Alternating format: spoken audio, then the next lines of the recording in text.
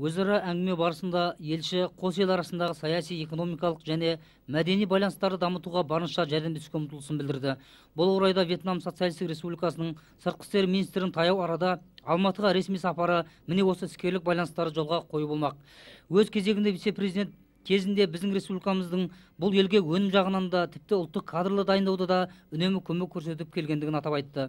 Қазақстан енді жаңа негіздегі екі жаққа да тиімді байланыстар жасауға әзір. Ерік Асанбаев рет келген бір сәтте жекешелендірудің, жеке сектордың бұл елде жан-жақты еніп жатқандығын айта кетті. Осының арқасында өз ақшаларының құнсыздануын жойған тәжірибесі де қызықтыратындығын атап өтті.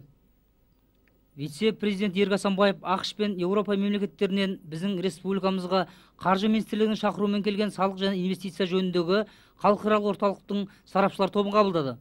Олар біздің мамандармен бірлесе отырып, Қазақстан салық реформасының тұжырымдамасы мен салық кодексін жасау үшін жұмыс тобын құрмақ. Ерік Асанбаев бірнеше шетелде салық жүйесін жасауға көмектескен сарапшыларға елдегі қазіргі нарықтық экономикаға көшуге байланысты туындаған проблемаларды жеткізді. Еліміздегі салық жүйесін түбегейлі өзгерту қажеттігіне тоқталды. Бұл жасалар жаңа тұжырымдаманың өміршең болуына күш салу қажеттігін баса айтты. Ал енді сарапшылардың жетекшісі, салық және инвестиция жөніндегі халықаралық орталықтың президенті, ақш салық қорының басшысы Деннел Вит пен өзге топ мүшелері Қазақстандағы салық жүйесін қайта құру бағдарламасы туралы өз ойларын ортаға салды. Кездесуге қаржы министрі Еркешбай Дербісов қатысты. Вице-президент Ерік Асанбаев Германияның аса ірі құрылыс жинақ банкісінің бас жетекшісі Мюллер бастаған мамандарды қабылдады.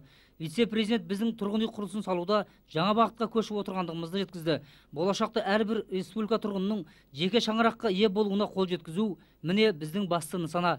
Бұл орайда арнайы тұрғын үй құрылысы банкін құрғандығымыз, оның құрылтайшысы үкіметіміз екендігінен хабардар етті.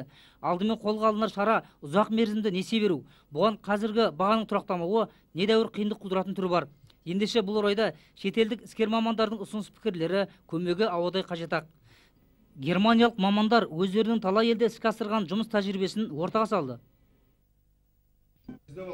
Как известно, право выдвижения кандидатов по государственному списку принадлежало президенту.